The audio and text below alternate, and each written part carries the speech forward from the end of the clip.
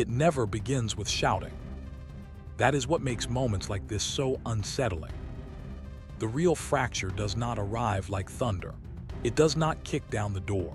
It slips into the room quietly, takes a seat at the table, folds its hands and waits. And when everyone can feel it but no one wants to name it, that is when the air changes. That is when even silence starts sounding loud. That is exactly what this felt like. Before a single accusation was thrown, before anyone raised their voice, before names were repeated and defenses started stacking on top of each other, there was already something broken in the room. You could see it in the posture. You could hear it in the pauses. You could feel it in the way nobody looked relaxed enough to believe this was just another uncomfortable family conversation. This did not feel petty. It did not feel rehearsed in the way reality television arguments often do, where the tension is inflated and the emotions arrive right on cue. This felt older than the scene itself, heavier, like the conversation started long before the cameras rolled and had already left scars on everybody at the table. And then Tammer spoke.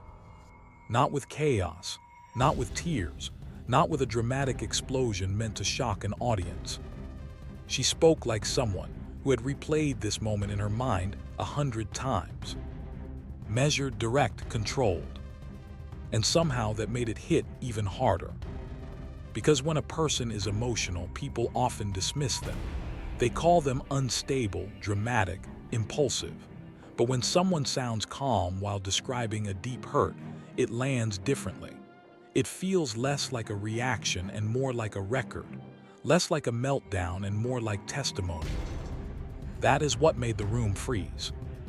She was not just venting. She was naming what she believed had been done to her.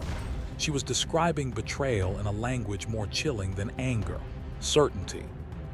And once those words were out, there was no way to push them back into the dark. The accusation at the center of it all was devastating because it touched more than feelings. It touched trust, livelihood, protection, and family loyalty. Tammer was not saying she felt left out. She was not saying she had been misunderstood. She was saying, in essence, that forces connected to the people who should have protected her were used against her. That legal pressure had entered a space where love and conversation should have lived. And that changes everything. Because families fight. Families disappoint each other. Families say cruel things and sometimes spend years pretending those wounds are smaller than they really are. But once legal threats enter the emotional bloodstream of a family, the conflict changes shape. It stops feeling like hurt feelings and starts feeling strategic. It starts feeling like power. That is why the room shifted so fast. The moment the cease and desist was mentioned, nobody really treated it like a small misunderstanding. That is one of the most revealing parts of the entire exchange. If something sounds absurd, people usually dismiss it clearly. If something is false, people usually deny it plainly. But this was not that kind of response. Instead, the conversation became fragmented, defensive, tense. Names were questioned, responsibility was blurred, attention was redirected. And that kind of reaction tells its own story. Not necessarily a legal story, not necessarily proof of guilt, but an emotional story, absolutely. Because what people do in moments of accusation often reveals what they fear most. And what seemed to terrify everyone in that room was not simply what Tammer had already said. It was what she might say next. That is the detail viewers keep circling back to. Not just the accusation itself, but the atmosphere around it. Why did the room feel so tight? Why did every sentence sound like it was stepping around a minefield? Why did certain names seem to raise the temperature instantly? Why did the energy feel less like disagreement and more like containment? Those are the questions that turned one confrontation into something much bigger online. Because once a public audience watches a family argue on camera, the words matter, but the behavior matters just as much, sometimes more. Viewers listen to what is said, yes, but they also study who interrupts, who deflects, who corrects, who protects, who gets nervous, and who suddenly becomes untouchable. And in this case, people saw a woman trying to force hidden pain into the light, while everyone around her seemed more focused on controlling the frame than addressing the wound. That is why this scene keeps looping in people's minds. At the heart of it all was one deeply human cry, even when it came wrapped in accusation. Where were you when I needed you? That is really what Tammer seemed to be asking underneath every sharp line. Where were you when something serious happened? Where were you when I felt cornered? Where were you when my name, my work, my peace were under pressure? Where were you when I needed a sister more than a strategy? And that is the kind of question that cannot be answered with legal distancing. It cannot be soothed by technicalities. It cannot be healed by semantics. It cannot be silenced by telling someone to calm down. Because when someone says, "Nobody came to my defense," they are not merely describing an event. They are describing abandonment. And abandonment inside a family is one of the deepest wounds there is. That is why the scene felt painful even beyond the specifics, even beyond the paperwork, even beyond the public drama. It touched something universal. The terror of realizing that the people you thought would protect you may have chosen image over intimacy, order over truth, distance over defense. For viewers, that fear is recognizable. Most people may never sit at a televised family table. Most may never face viral scrutiny. Most may never deal with attorneys, public narratives, or celebrity reputations. But a lot of people know what it feels like to be the one person in a room telling the uncomfortable truth, while everyone else suddenly becomes very interested in tone, timing, wording, and damage control. That is what gave this moment its force. It did not feel like one woman trying to win an argument. It felt like one woman refusing to carry a silence anymore. And once that silence cracked, the conversation became less about what happened and more about who had the power to decide what could be spoken. That is where the entire thing becomes haunting. Because in families, especially families shaped by fame, money, public image, and old unresolved wounds, silence is rarely empty. Silence can be loyalty. Silence can be fear. Silence can be exhaustion. Silence can be self-protection. Silence can be guilt. Silence can be a strategy. Silence can be a prison. And this scene was overflowing with it. Every pause felt loaded. Every interruption felt selective. Every clarification seemed to pull attention away from the emotional core. Instead of stopping to ask, what exactly was said? Instead of asking, how did this affect you? Instead of saying, show us what happened so we can understand, the room seemed to tighten around denial without fully denying, around distance without fully disengaging, around correction without comfort. That is the kind of response the internet never leaves alone. Because public audiences are pattern hunters. They do not just hear claims, they study reactions. They search for alignment between words and behavior. And when they sense a mismatch, speculation rushes in to fill the vacuum. That is exactly what happened here. The scene opened one door and left 5 others half shut. And when people do not get clarity, they start building theories. They rewind footage. They analyze body language. They compare the current moment to old interviews, old tensions, old public distances, old subtle slights that did not seem important at the time but now look different in hindsight. Suddenly, a pause from years ago feels meaningful. A cold glance seems loaded. An old silence starts looking intentional. A name becomes symbolic. And that is how a private hurt becomes a public storm. But beneath all the theories, the real emotional center remains heartbreak. Because this was not just about a trip, not just about filming, not just about branding, not just about who knew what and when. It was about trust collapsing in real time. The most painful lines were not the legal ones. They were the personal ones. The repeated insistence that no one defended her. The idea that someone connected to her own family may have helped create the pressure. The sense that she had to bring the matter onto national television because private accountability had already failed. Think about how lonely that is. To feel like your only witness left is the public. To feel like the camera is the only thing in the room that cannot interrupt you. To feel like if you do not say it now, the version of events that survives will be the one shaped by everyone except you. That is desperation of a very particular kind. Not chaotic desperation, not theatrical desperation, but the desperation of someone who believes silence is swallowing them alive. And that is why her steadiness mattered. She did not come across like someone guessing. She came across like someone carrying accumulated hurt. Someone who had connected too many dots in private to keep pretending the picture did not exist. Someone who no longer wanted to be told that what felt violent to her was actually normal, manageable, or overblown. That is often what happens in families with long histories of imbalance.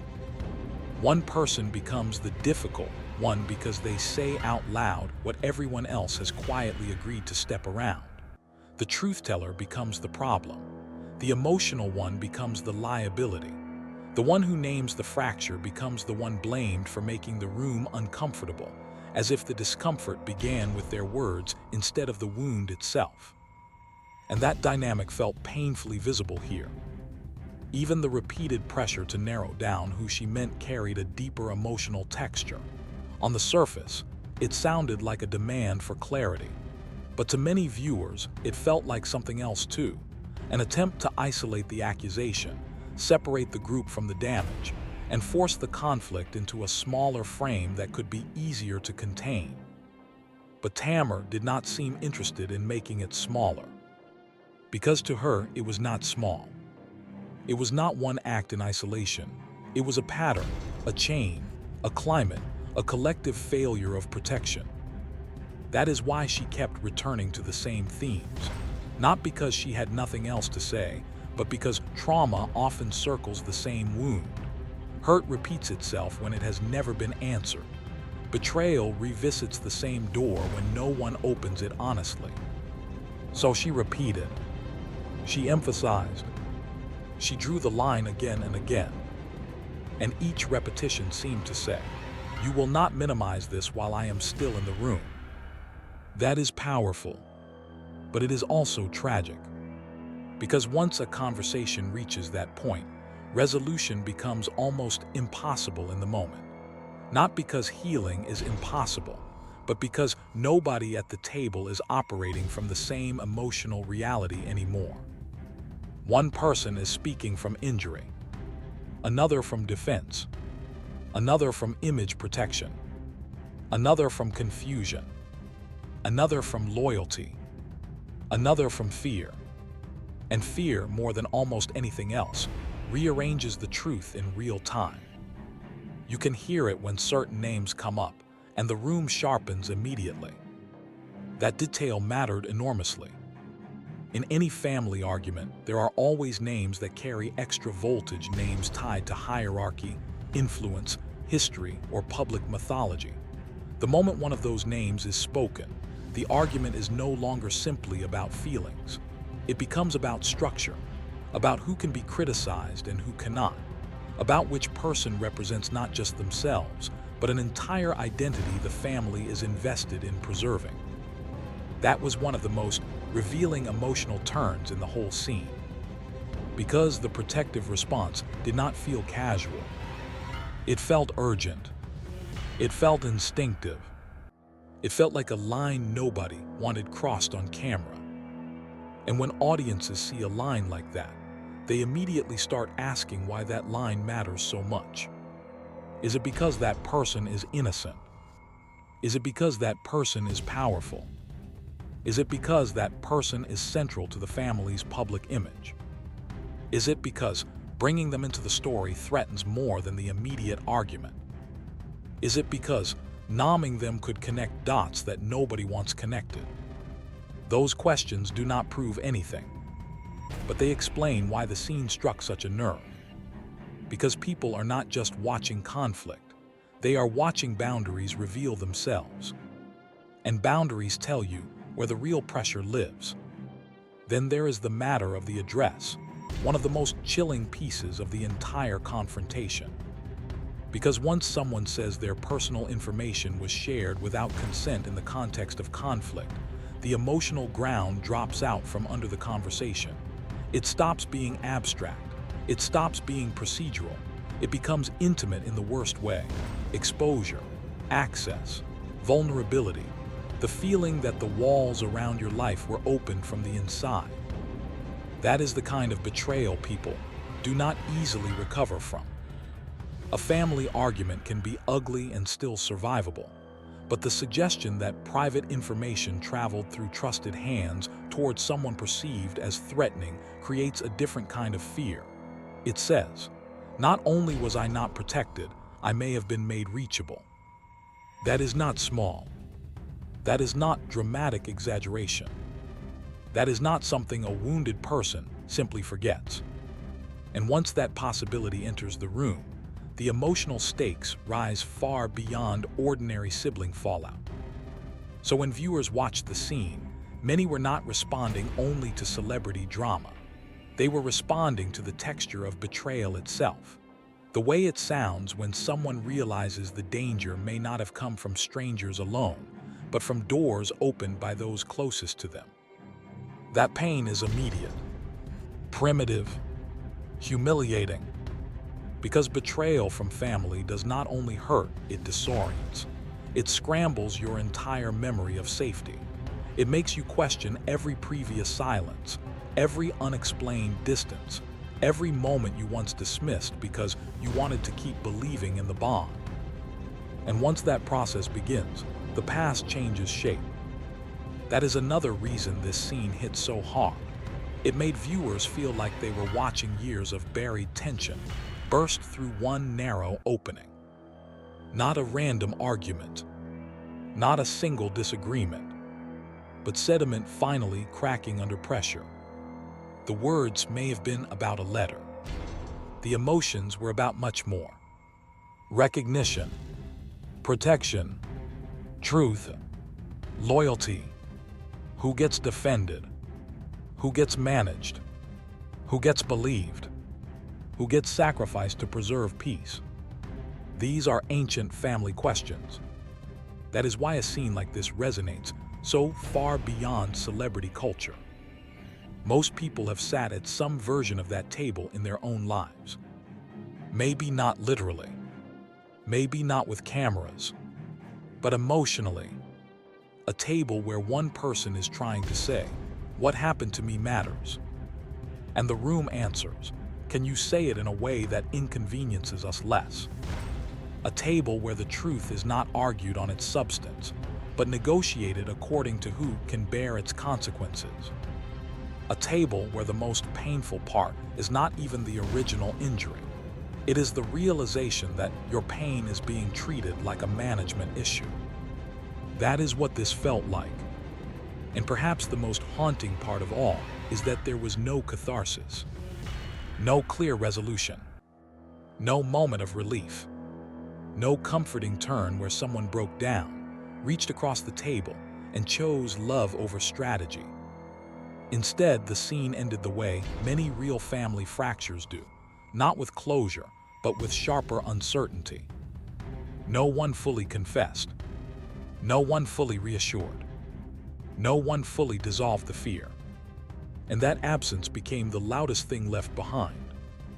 Because unresolved pain does not disappear when the scene changes. It lingers. It follows. It multiplies in the minds of everyone who watched.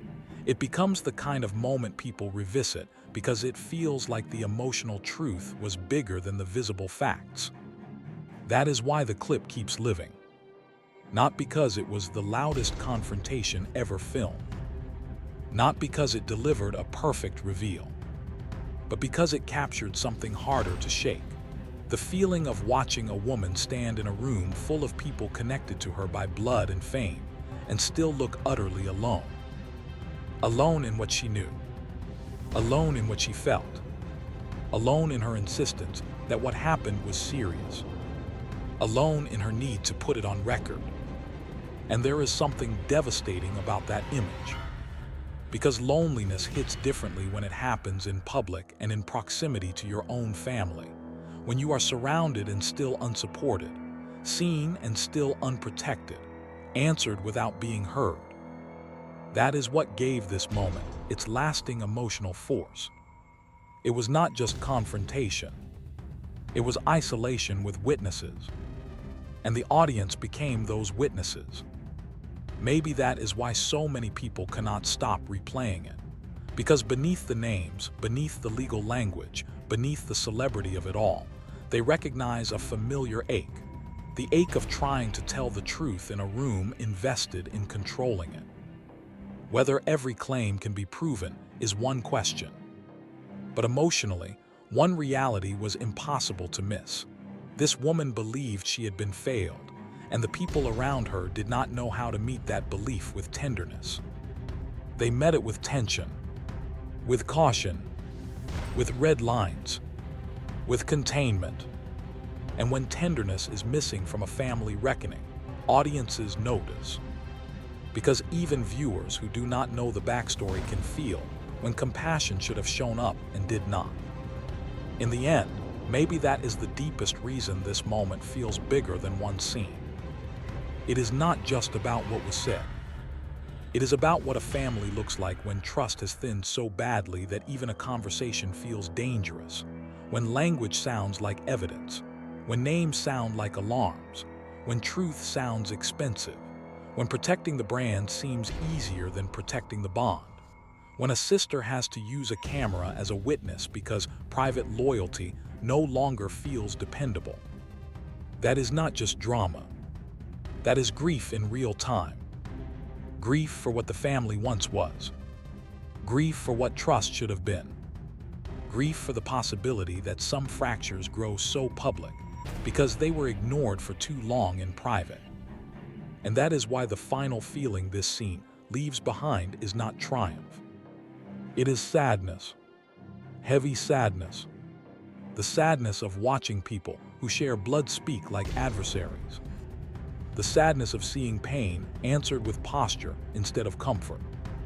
The sadness of realizing that sometimes the deepest wound in a family is not what outsiders do, it is what insiders fail to stop.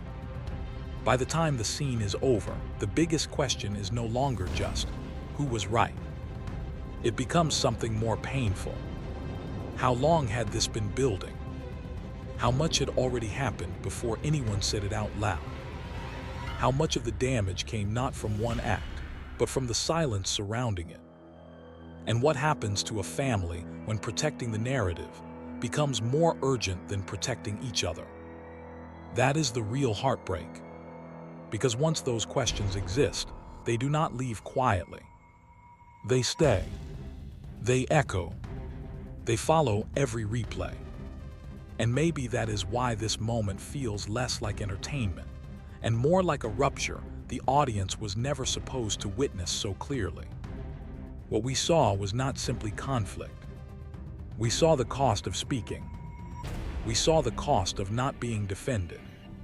We saw the cost of trying to hold a painful truth steady, while everyone around you tries to survive its impact in different ways. And if there is one image that defines the entire moment, it is this.